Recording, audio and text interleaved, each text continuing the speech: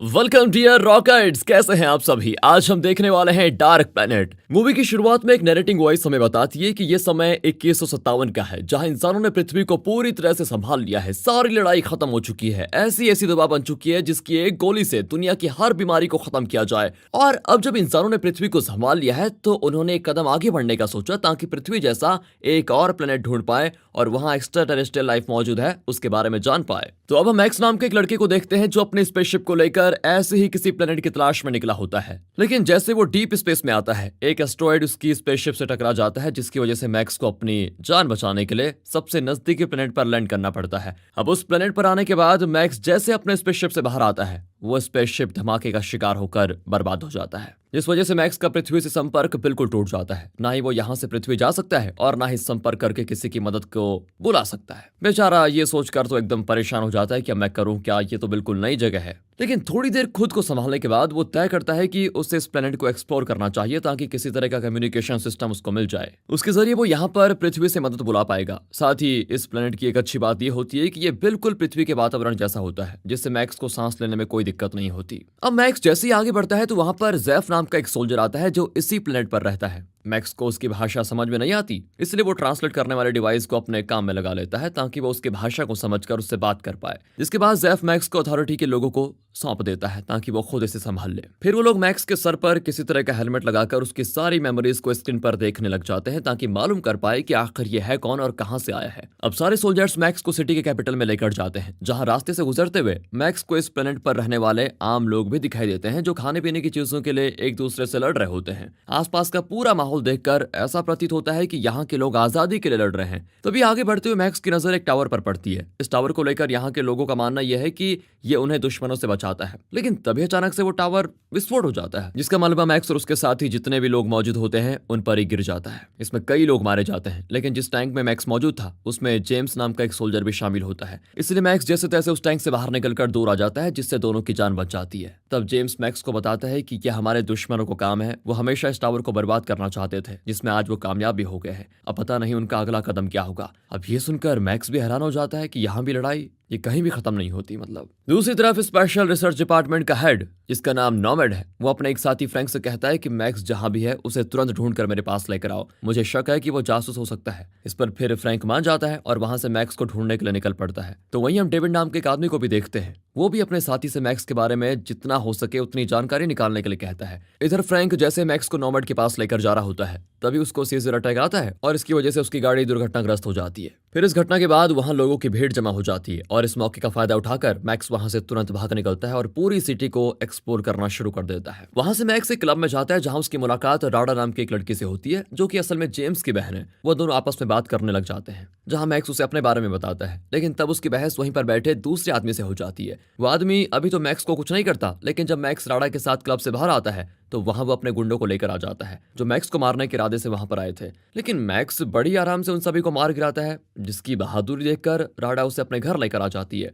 और तब वहां पर जेम्स भी आ जाता है। अब मैक्स उनसे इस प्लेनेट के बारे में पूछता है, जिस पर वो दोनों बताते हैं कि हमें इस प्लेनेट के अलावा दूसरे किसी भी जगह की जानकारी निकालना अलाउड नहीं है, और जिस सिटी में हम रहते हैं उस अथॉरिटी चलाती है, जिसका लीडर टॉम नाम का एक आदमी है। उसी ने हम सबकी प्रोटेक्शन के लिए पूरी सिटी में टावर लगाया है। लेकिन बाकी सिटी की अथॉरिटीज चाहती हैं कि सारी सिटी एक साथ होकर काम करे, लेकिन हमारी सिटी ऐसा नहीं चाहती। इसलिए बाकी सिटी जितनी भी है वो हमारी दुश्मन बन चुकी है, जो हम पर हमला करती रहती है और हमें पूरी तरह से बर्बाद करना चाहती है। ये जानकर मैक्स हैरान हो जाता है, जिसके बाद जेम्स मैक्स को भी सोल्जर की ट्रेनिंग देना शुरू कर देता है, ताकि वो भी दुश्मनों से खुद को प्रोटेक्ट कर पाए। साथ ही राडा और मैक्स धीरे धीरे एक दूसरे को पसंद करने लग जाते हैं। अब कैप्टन के कहने पर मैक्स और जेम्स के साथ बाकी कुछ सोल्जर्स एक मिशन पर जाते हैं। उस मिशन के अनुसार उन्हें कुछ रेबल्स को पकड़ना होता है, जिन पर अथॉरिटी को शक है कि शायद उन्होंने टावर को विस्फोट करने में दुश्मनों का साथ दिया हो। अब मैक्स जब उन रेबल्स के पास जाता है तो उसे वो सारे बिल्कुल नॉर्मल इंसान दिखाई देते हैं, जिन्हें बस अपने परिवार के साथ शांति से रहना पसंद है। तो आखिर ये लोग रेबल कैसे हो सकते हैं, ये उसके दिमाग में आ रहा होता है। लेकिन तब भी उन्हें पकड़कर अथॉरिटी के पास सौंप दिया जाता है, जहां उन्हें बहुत बुरे तरीके से मारकर ये पूछा जाता है कि क्या तुमने उस टावर को उड़ाने में दुश्मन की मदद की थी। जिस पर वो सारे लोग इतनी तकलीफ सहने के बाद भी इस बात को मानने से इनकार कर देते हैं कि उन्होंने टावर को गिराया है। अब मैक्स जेम्स से कहता है कि मुझे नहीं लगता कि रेबल्स बुरे हैं, वो आम इंसान ही तो हैं, जिन पर हम जबरदस्ती अत्याचार कर रहे हैं। इसलिए अब मैं उन्हें अथॉरिटीज के लोगों से बचा कर ही रहूंगा, कुछ भी हो जाए। जेम्स उसे ऐसा करने से मना करता है, लेकिन मैक्स उसकी एक नहीं सुनता। और जब कैप्टन मैक्स को ऑर्डर देता है कि तुम्हें सारे रेबल्स को खत्म करना है, तो वो कैप्टन के कहने पर उन्हें उस जगह ले आ जाता है जहां उन्हें मारना था। लेकिन वहां आने के बाद वो चुपके से उन सभी रेबल्स को जंगल के रास्ते भगा भी देता है। और इस बारे में जब कैप्टन को पता चलता है तो वो गुस्से से आग बबूला हो जाता है। तब मैक्स उससे कहता है कि ये सारे रेबल्स नहीं बल्कि निर्दोष इंसान हैं जिन पर अत्याचार किया जा रहा है, इसलिए मैं उन्हें नहीं मार सकता। और तब ये सुनते ही कैप्टन मैक्स को शूट कर देता है, जिस चीज को देखकर जेम्स भी घबरा जाता है और उसकी मदद करने की कोशिश करता है, लेकिन कैप्टन जबरदस्ती उसको वहां से लेकर जाता है। अब कुछ समय के बाद मैक्स की आंख रेबल्स के बेस पर खुलती है जिन्होंने मैक्स को बचाकर उसका इलाज किया होता है। वो सारे लोग मैक्स को अथॉरिटी की सच्चाई बताते हैं कि अथॉरिटी के सारे लोगों ने पूरे शहर के लोगों को अपने कंट्रोल में ले रखा है और तुमने जिस टावर को देखा था वही टावर जो सिटी के लोगों को दुश्मनों से बचाता है, वो असल में हमें दुश्मनों से बचाता नहीं बल्कि ऐसी रेडिएशन छोड़ता है जिससे सारे लोग रेडिएशन के कंट्रोल में आ जाते हैं। और एक बार कोई इंसान रेडिएशन के कंट्रोल में आ जाए तो वो वही बात सुनेगा, कहेगा और करेगा जो अथॉरिटी उससे कहेगी करने को। वो इंसान अथॉरिटी की कठपुतली बन जाता है।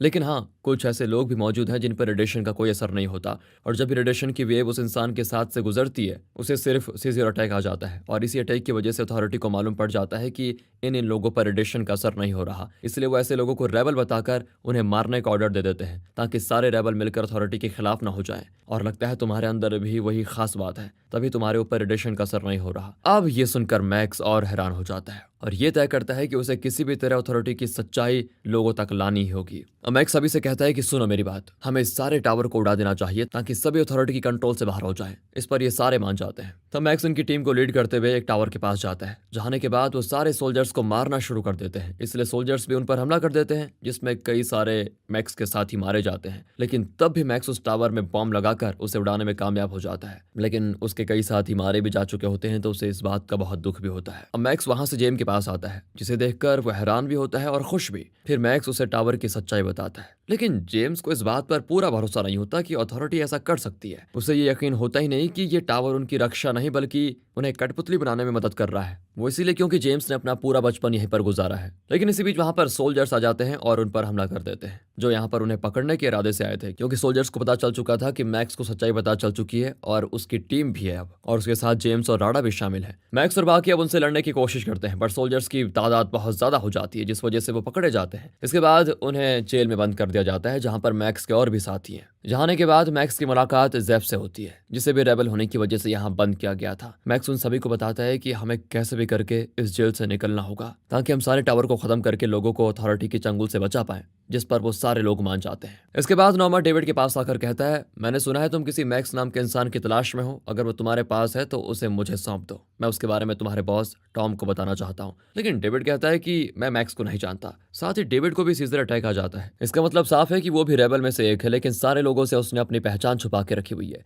दूसरी तरफ मैक्स जेफ और एक कैदी के साथ चुपके से जेल के बाहर आ जाता है और वहां से टावर को विस्फोट करने निकल जाता है। लेकिन थोड़ी दूर आने के बाद उन पर कुछ रोबोट्स हमला कर देते हैं, इसलिए वो सभी जल्दी से इधर उधर छुपने लग जाते हैं ताकि सारे रोबोट से बच पाए। वहीं डेविड को जब पता चलता है कि मैक्स की बॉडी भी रेबल की तरह है जिस पर किसी रेडिएशन का कोई असर नहीं होता, तो वो अपने एक साथी को तुरंत आदेश देता है कि जाओ और मैक्स को कहीं से भी ढूंढ कर मेरे पास लेकर आओ, वो भी जीवित। पर याद रहे इस बारे में किसी को कानो कान खबर नहीं होनी चाहिए, वरना मैं तुम्हें जिंदा नहीं छोड़ूंगा। और इस पर वो उसकी बात मान जाता है। इधर मैक्स जेफ और उस आदमी से कहता है कि क्या हो अगर हम अथॉरिटी के सेंटर को ही उड़ा दे जहां से वो सारे टावर को कंट्रोल करते हैं, मतलब जहां से सारे टावर्स को पावर मिलती है। इससे होगा ही कि सारे टावर्स एक साथ बंद हो जाएंगे। लेकिन जेफ कहता है कि ऐसा पॉसिबल नहीं है, टावर को बहुत ही अलग तरह से डिजाइन किया गया है जिसके बारे में कोई नहीं जानता कि वो ऑपरेट कैसे और कहां से होते हैं। अब ये सुनकर मैक्स फिर परेशान हो जाता है कि आखिर करे तो करे क्या करे। जेफ आगे बताता है कि साउथ में कई लोग रहते हैं जिन पर भी रेडिएशन का कोई असर नहीं होता, लेकिन उनका हमारी सिटी के लोगों से कोई लेना देना है नहीं, वो हमारी मदद भी नहीं करेंगे एक तो। तभी वहां पर एक ऑटोमेटिक टैंक आकर सभी पर हमला करना शुरू कर देता है, पर मैक्स जैसे तैसे अपनी जान पर खेलकर टैंक में घुस जाता है और उसके ऑटोमेटिक कंट्रोल सिस्टम को बंद कर देता है। अब मैक्स अकेले उस टैंक को लिए सिटी के बॉर्डर के पास आता है ताकि वहां से साउथ जाकर उन लोगों को अपनी टीम में शामिल होने के लिए मना पाए। पर बॉर्डर पार आने के बाद सोल्जर्स मैक्स को रोक लेते हैं। उन्हीं में मैक्स को जेम्स दिखाई देता है,